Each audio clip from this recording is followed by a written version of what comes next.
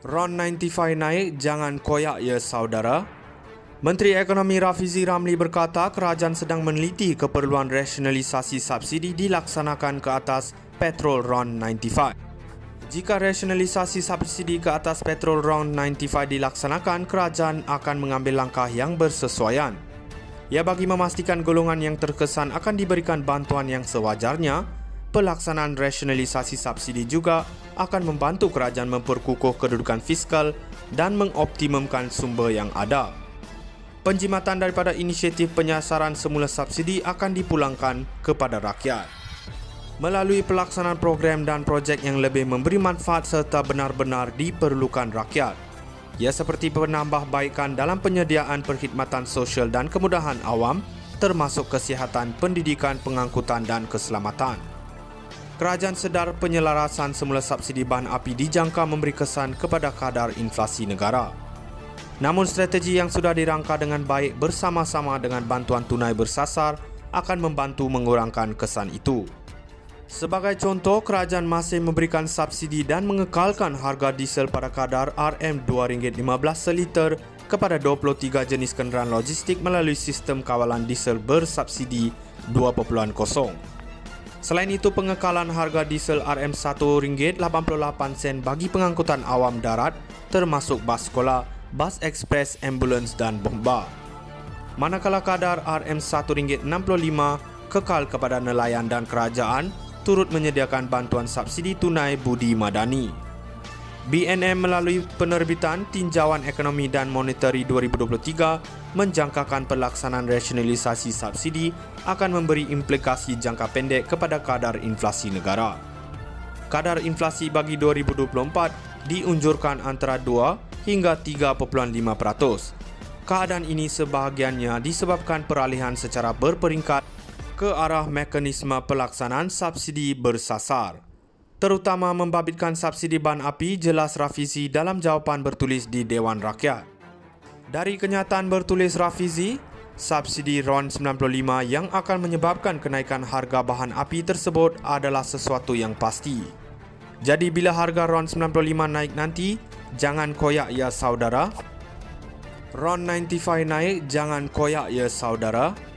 Menteri Ekonomi Rafizi Ramli berkata kerajaan sedang meneliti keperluan rasionalisasi subsidi dilaksanakan ke atas petrol RON 95. Jika rasionalisasi subsidi ke atas petrol RON 95 dilaksanakan, kerajaan akan mengambil langkah yang bersesuaian. Ia bagi memastikan golongan yang terkesan akan diberikan bantuan yang sewajarnya, pelaksanaan rasionalisasi subsidi juga akan membantu kerajaan memperkukuh kedudukan fiskal dan mengoptimumkan sumber yang ada. Penjimatan daripada inisiatif penyasaran semula subsidi akan dipulangkan kepada rakyat. Melalui pelaksanaan program dan projek yang lebih memberi manfaat serta benar-benar diperlukan rakyat. Ia seperti penambahbaikan dalam penyediaan perkhidmatan sosial dan kemudahan awam, termasuk kesihatan, pendidikan, pengangkutan dan keselamatan. Kerajaan sedar penyelarasan semula subsidi bahan api dijangka memberi kesan kepada kadar inflasi negara. Namun strategi yang sudah dirangka dengan baik bersama-sama dengan bantuan tunai bersasar akan membantu mengurangkan kesan itu. Sebagai contoh, kerajaan masih memberikan subsidi dan mengekalkan harga diesel pada kadar RM2.15 seliter kepada 23 jenis kenderaan logistik melalui sistem kawalan diesel bersubsidi 2.0. Selain itu, pengekalan harga diesel RM1.88 bagi pengangkutan awam darat termasuk bas sekolah, bas ekspres, ambulans dan bomba. Manakala kadar RM1.65 kekal kepada nelayan dan kerajaan turut menyediakan bantuan subsidi tunai budi madani. BNM melalui penerbitan Tinjauan Ekonomi dan Monetary 2023 menjangkakan pelaksanaan rasionalisasi subsidi akan memberi implikasi jangka pendek kepada kadar inflasi negara. Kadar inflasi bagi 2024 diunjurkan antara 2 hingga 3.5%.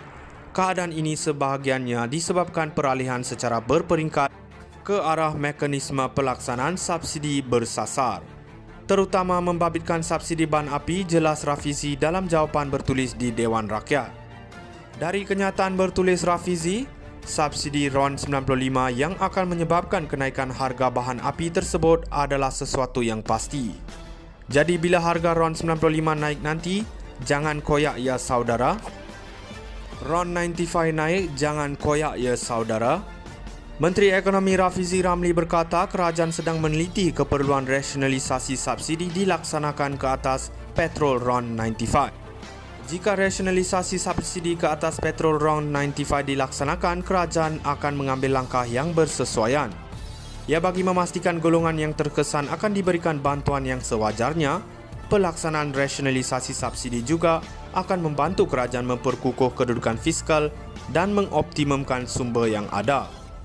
Penjimatan daripada inisiatif penyasaran semula subsidi akan dipulangkan kepada rakyat. Melalui pelaksanaan program dan projek yang lebih memberi manfaat serta benar-benar diperlukan rakyat. Ia seperti penambahbaikan dalam penyediaan perkhidmatan sosial dan kemudahan awam, termasuk kesihatan, pendidikan, pengangkutan dan keselamatan. Kerajaan sedar penyelarasan semula subsidi bahan api dijangka memberi kesan kepada kadar inflasi negara. Namun strategi yang sudah dirangka dengan baik bersama-sama dengan bantuan tunai bersasar akan membantu mengurangkan kesan itu. Sebagai contoh, kerajaan masih memberikan subsidi dan mengekalkan harga diesel pada kadar RM2.15 seliter kepada 23 jenis kenderaan logistik melalui sistem kawalan diesel bersubsidi 2.0. Selain itu, pengekalan harga diesel RM1.88 bagi pengangkutan awam darat termasuk bas sekolah, bas ekspres, ambulans dan bomba. Manakala kadar RM1.65 kekal kepada nelayan dan kerajaan turut menyediakan bantuan subsidi tunai.